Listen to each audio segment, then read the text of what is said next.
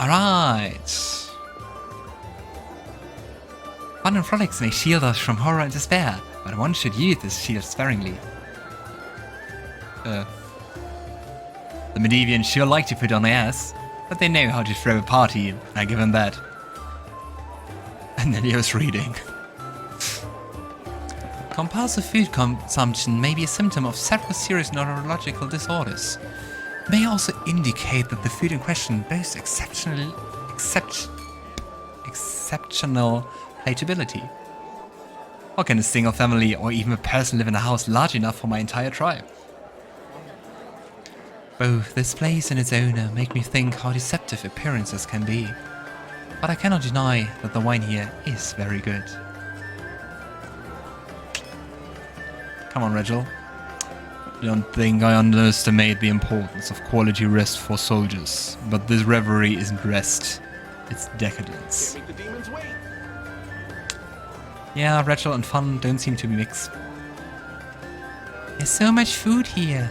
If I let Suit eat everything she wants, she'll become twice as fat and won't be able to fly anymore. I wonder why the demons who attacked Heaven's chose plague as their weapon. It was so unimaginative.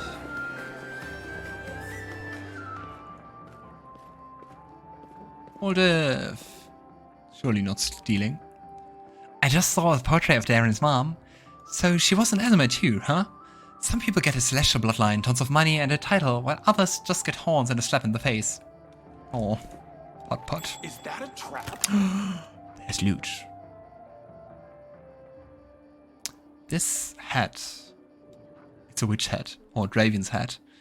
Whenever they cast a slow or haste spell, it is quickened if they're using the quicken spell feat. Nice. Wand of mirror image. I think that spell would look hilarious. Look at that! Nice. Would look hilarious on Nenio. For science, I guess. Daeran, I think I have to get you out of here. Daeran arches a brow at you, but he doesn't seem to be disturbed in the slightest by your entrance. He's not trying to cover up or get dressed any faster. I never found that. Ha! I take that as a success. Commander.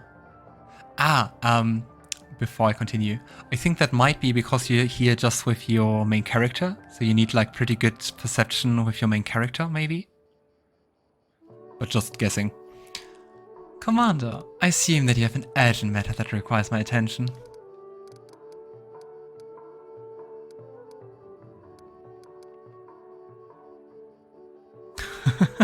The options are glorious. But start with, what is this room, if I may ask? Daeran Castle looks around the room, as if he had never seen it before, then shrugs carelessly. Just a random room. I told my servants to make some rooms ready. This is one of the rooms they chose. Okay, so we have 5 options. We can dare him that he won't be able to persuade Camellia to dance with him. The same with Seelah. We can also dare him that he won't be able to persuade Sosiel to draw a portrait of him, a nude portrait. We can also give him another task. Not going to do that. And the last thing is we could just go to be like, yeah, join your guests. I think Camellia would dance with him, so... And I don't want to put Sosiel out there. I'm absolutely confident that you won't be able to persuade Seelah to dance with you. Oh, I can't imagine it. A lady graciously tearing down the curtains with a shield, armor clicking melodiously to the music. I wonder if I could keep a straight face and drip honeyed words in her for the whole dance. You've given me a brilliant idea.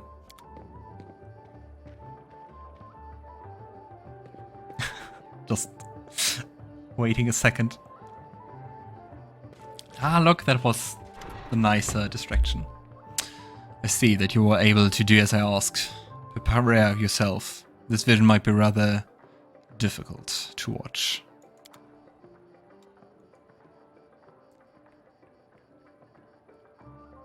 I have to say, this ability is quite nice. I would love to be able to do that.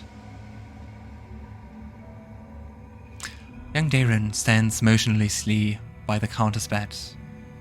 Oh. His mother's or his parents' room. His face is pale with fear, and for good reason. His mother's heavenly beauty is gone. His smile, once beaming with vitality and happiness, looks more like the grimace of a corpse. Only her golden hair still glows, a sad reminder of the healthy young woman she was just a few hours ago.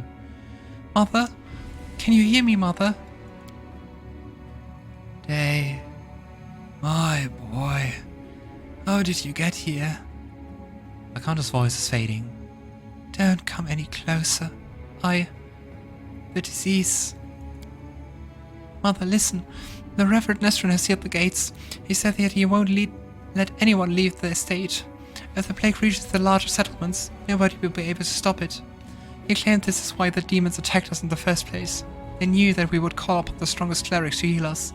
Those clerics would catch the disease and die as well. The fat Baron and his family tried to escape.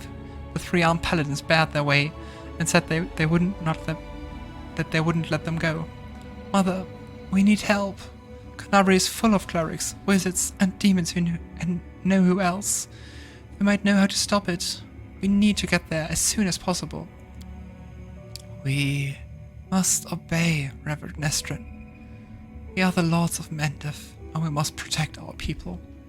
If the plague, if it reaches Kenabres, thousands of innocent people will die.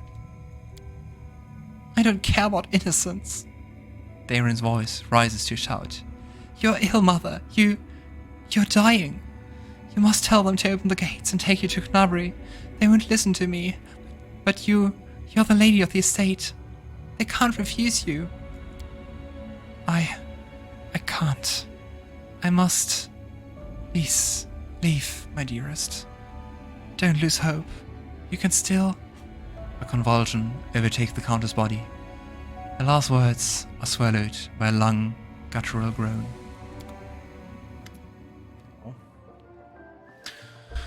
Poor Daeran. The WOTR wearily rubs his temples, but his face is unreadable. No, I have an answer to one of my many questions. Nobody went to Kenabres in search of help because the Reverend Nestron didn't let them. He valued the safety of the city more than the lives of his flock at the estate. What a difficult choice it must have been. Yeah.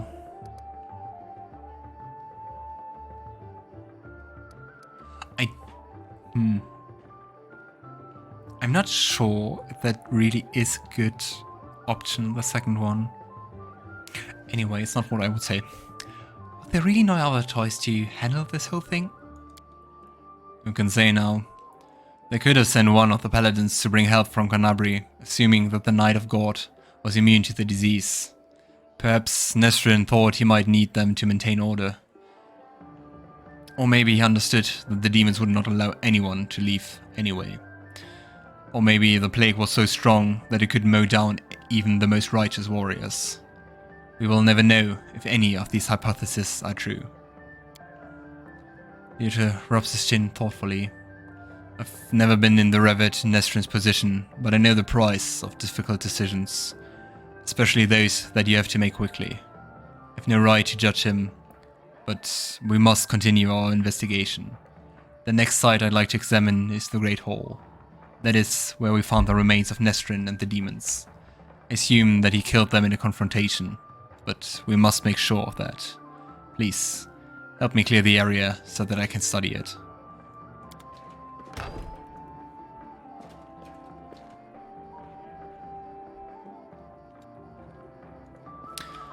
Oh wow!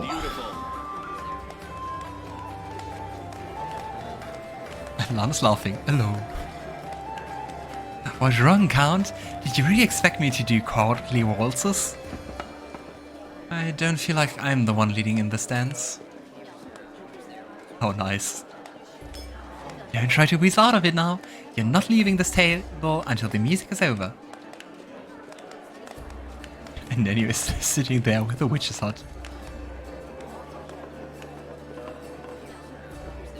Both this place and its owner make me think.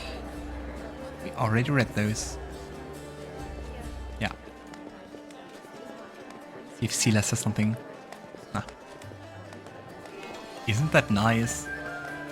I guess Seelah's like the most fun paladin you'll ever see. At least in this game. Daeran!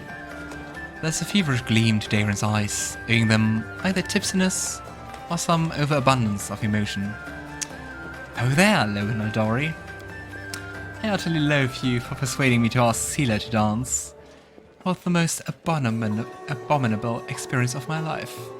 I absolutely must do it again. Just let me catch my breath. How are you enjoying my party? Are you having a good time? Sadly, she left my party when I became a lich. What a surprise!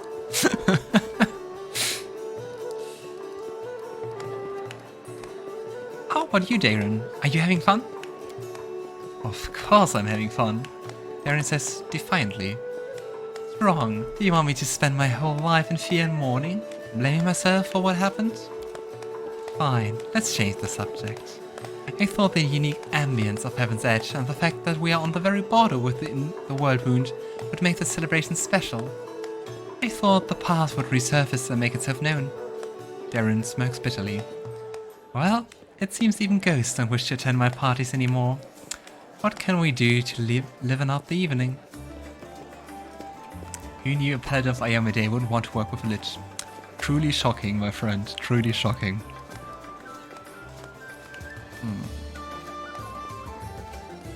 You can always give him just some crusading plans. I wonder if it does something, if it has some consequences what you pick. Yeah, I mean 3 is completely clear. Let's still try to be nice. You know what I think? I think it's time for a drinking contest. Ah yes, the tried and trusted method for salvaging a dull party. For salvaging anything, actually. I am ready. It is my competition. I'm not sure if it's smart if we do that. But since when am I smart? Me, of course.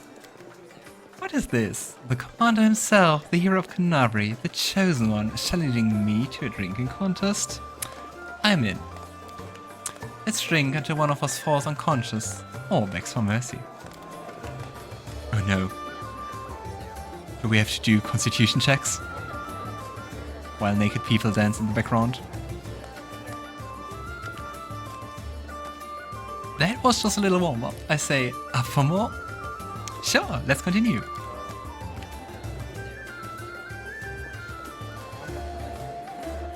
Things you say just before a disaster. Are we done here, or are you ready for another round? Let's continue. My grandfather, or maybe my grandmother, put this bottle in the family cellar. This is going to end well, I'm sure. And it allowed the sign of an illustrious line to save face and finish in a tie. Tie. Daeran looks a bit unsteady on his feet. I don't feel very well. Hey everyone, let's go back outside. I need to get some fresh air in my lungs. Definitely will end well. No spoilers. Nah, just kidding for this part at least.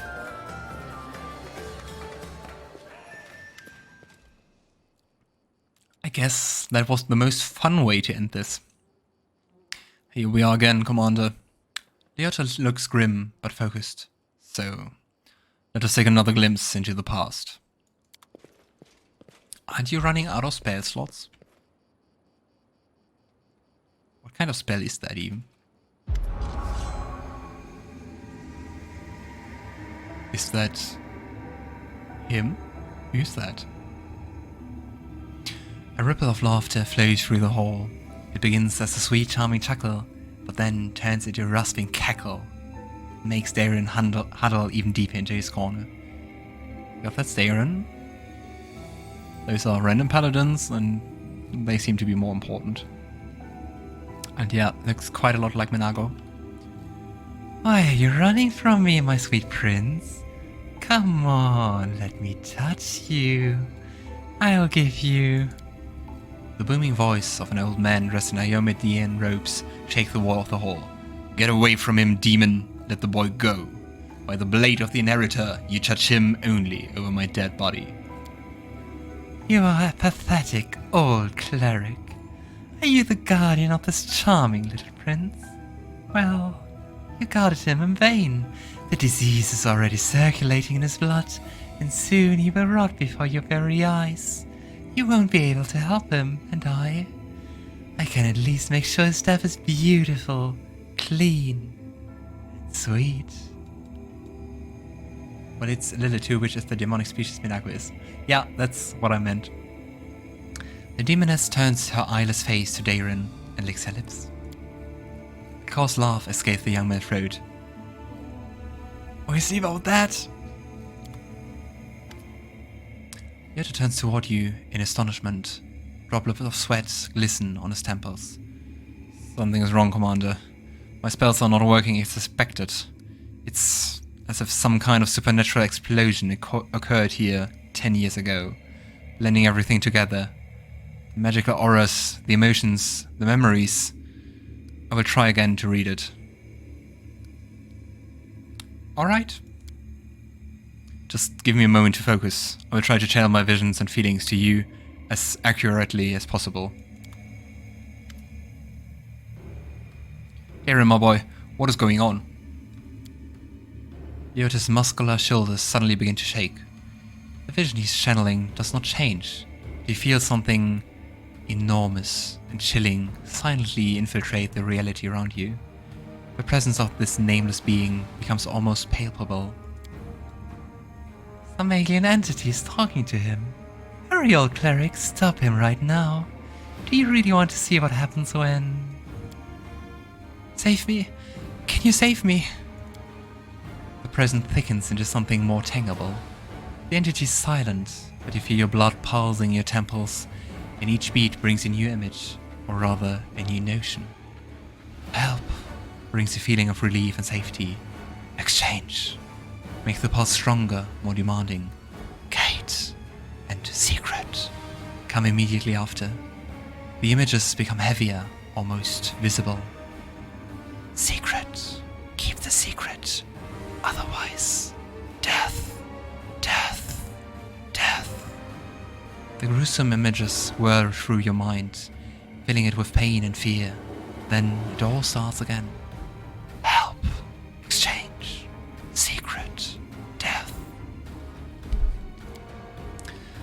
Ah, so he made a pact, I guess. What a non-smart thing to do. But I mean, if you're scared for your life, kinda understandable. Nestrin stretches out his shaking hand, suddenly looking like a doddering old man instead of a mighty cleric imbued with holy power. Daeran, wait! The thing you're about to let loose is even worse than these demons. Daeran's body is quivering like a taut bowstring. His eyes dart from the clerics to the demoness, who's frantically casting protective spells. Demons, saints, I'm so fed up with all of you! Burn! Ah. Oh. Yota? Okay. He survived. Yota opens his eyes with a groan, then gets back on his feet. His legs are wobbly, his eyebrow is cut, but he seems not to notice. Sincere sorrow is written on his face, as well as a strong hint of horror.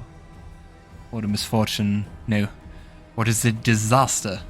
Everything is far worse than I imagined. Are you alright?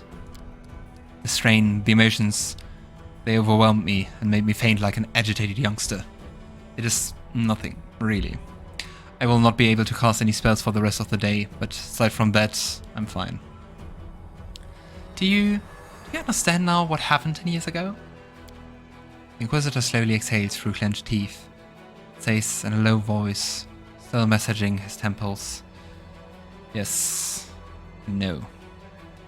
Damn it. My thoughts are astray. I was trying to explain everything to you in full detail. Many living things are capable of performing the most extraordinary feats, good or bad, when a deadly threat looms over them. 10 years ago, the young Count found himself cornered in every sense of the word. He allowed some alien entity to intercede for him.